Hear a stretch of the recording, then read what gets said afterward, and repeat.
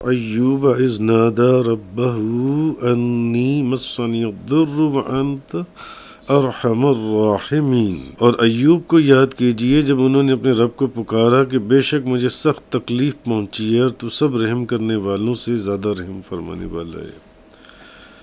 یعنی حضرت ایوب علیہ السلام کو اس تکلیف میں جس بیماری نے آ لیا، پہلے جو کاروبار کا نقصان ہوا، مال کا نقصان ہوا، اور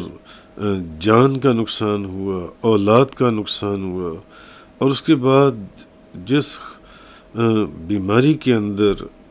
وہ مبتلا ہو گئے، اس بیماری کا یہ سارا ذکر چلا، تو کہ کس طریقے سے اس بیماری سے اللہ نے پھر ان کو صحت دی اور تندرستی عطا فرمائی ان کی اس دعا کے بعد جو ان سے۔ تو حافظ ابن عساکر لکھتے ہیں کہ حضرت ابن عباس رضی اللہ تعالیٰ عنہما بیان کرتے ہیں کہ اب کہ جب یہ سارا معاملہ ہو گیا تو اور یہ چل رہا تھا ان کی بیماری کا جو ان سے ہے، تو ابلیس نے ایک تابوت بچھایا ہوا تھا اور اس پر بیٹھ کر وہ بیماروں کا علاج کرنے لگا۔ تو حضرت ایوب علیہ السلام کی بیوی کا وہاں سے گزر ہوا، تو اب ابلیس جو ہے وہ وہاں پر ایک انسان کے بھیس میں بیٹھا ہوا تھا۔ اب حضرت ایوب علیہ السلام کی بیوی کا جب وہاں سے گزر ہوا تو اس نے پوچھا کہ کیا تم بیماری میں مبتلا اس شخص کا بھی علاج کر سکتے ہو؟ تو ابلیس نے کہا کہ ہاں، میں تو اس شخص کا بھی علاج کر سکتا ہوں، تو مگر ایک شرط ہے کہ جب یعنی حضرت ایوب علیہ السلام کی بیوی نے ان کے لیے پوچھا کہ اس شخص کو، وہ تو ایک انسان کے بھیس میں بیٹھا ہوا تھا اور لوگوں کا، بیمار لوگوں کا علاج کر رہا تھا، تو انہوں نے جب پوچھا کہ کیا تم ان کا بھی علاج کر سکتے ہو حضرت ایوب علیہ السلام کا، تو اس نے کہا کہ ہاں، میں ان کا بھی علاج کر سکتا ہوں، مگر اس میں میری ایک شرط ہے۔ شرط یہ ہے کہ جب میں اس کو صحت دے دوں، میں اس کو تندرستی دے دوں، یا میں اس کو شفا دے دوں، یہ اسی بیماری کا ذکر ہو رہا ہے جس کا ذکر پچھلی آیات میں گزرا ہے، تو تم نے یہ کہنا ہے کہ یہ اس کو صحت یا تندرستی یا جو شفا ملی ہے یہ تم نے دی ہے، اس شرط کے اوپر میں اس کا علاج کرتا ہوں، اس شرط کے اوپر کہ اگر یہ جب ٹھیک ہو جائے تو تم نے کہنا ہے کہ تم نے اس کو صحت دی ہے، تم نے اس کو صحیح کی ہے، تم نے اس کو شفا دی ہے، یعنی کہ تم نے اس کو تندرست کی ہے۔ تو اس کے علاوہ میں تم سے کوئی قیمت نہیں مانگ رہا، کوئی فیس نہیں مانگ رہا، کوئی اجرت نہیں مانگ رہا، کوئی اجر نہیں مانگ رہا اس کے اوپر۔ جب تمہارا خامد ٹھیک ہو جائے تو تم نے بس صرف اتنا کہہ دینا ہے کہ تم نے اس کو صحت دی ہے، تم نے اس کو شفا دی ہے، تم نے اس کو تندرستی دی ہے۔ اچھا، اب حضرت ایوب علیہ السلام کی بیوی نے یہ بات حضرت ایوب علیہ السلام کو بھی بتا دی، انہوں نے اس کا ذکر کر دیا کہ میں نے اس طرح ایک شخص سے یہ بات کی ہے جو کہ بیماروں کا علاج کرتا ہے، مگر اس نے کہا ہے کہ اس شرط پر علاج کروں گا، اگر جب یہ ٹھیک ہو جائے تو تم نے یہ کہنا ہے کہ تم نے اس کو صحت دی ہے، تم نے اس کو تندرستی دی ہے، اس کو تم نے ٹھیک کی ہے۔ تو حضرت ایوب علیہ السلام نے جب یہ بات سنی تو جلال میں آ گئی، انہوں نے فرمایا افسوس ہے تم پر، جس سے تم نے بات کی ہے وہ تو شیطان ہے، وہ تو ابلیس ہے، وہ شیطان تھا جو تمہیں راستے میں بیٹھا ہوا ملا تھا، جو کہ بیماروں کا علاج کرتا تمہیں نظر آیا۔ اب اللہ کے لیے مجھ پر یہ نظر ہے کہ اگر اللہ نے مجھے صحت دے دی تو میں تمہیں 100 کوڑے ماروں گا. اب حضرت ایوب علیہ السلام نے یہ بات فرما دی اس جلال میں، اس کیفیت میں. انہوں نے کہا تم نے جس بندے کو یہ کہا اور اس نے تمہیں کہا کہ اگر یہ جب ٹھیک ہو جائے گا تو تم نے کہنا ہے کہ تم نے اس کو صحت دی ہے، تم نے اس کو تندرستی دی ہے، تم نے اس کو شفا دی ہے، یعنی کہ تم نے اس کو بیماری میں سے باہر نکالا ہے. انہوں نے اپنی بیوی کو کہا تجھے نہیں پتا وہ شخص ابلیس ہے، ابلیس تھا جو تجھے راستے میں ملا تھا، وہ شیطان تھا جو تجھے راستے میں ملا تھا.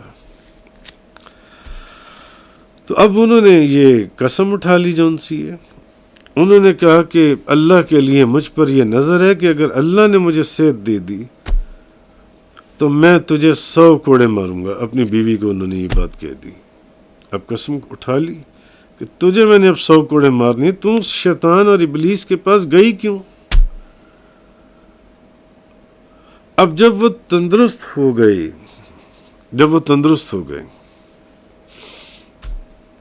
تو اب قرآن کریم کہتا ہے، اللہ کا کلام، وَخُذْ بِيَدِكَ ضِغْثًا فَاضْرِب بِّهِ وَلَا تَحْنَثْ إِنَّا وَجَدْنَاهُ صَابِرًا نِعْمَ الْعَبْدُ إِنَّهُ أَوَّابٌ. اور اپنے ہاتھ سے 100 تنکوں کا ایک جھاڑو پکڑ لو،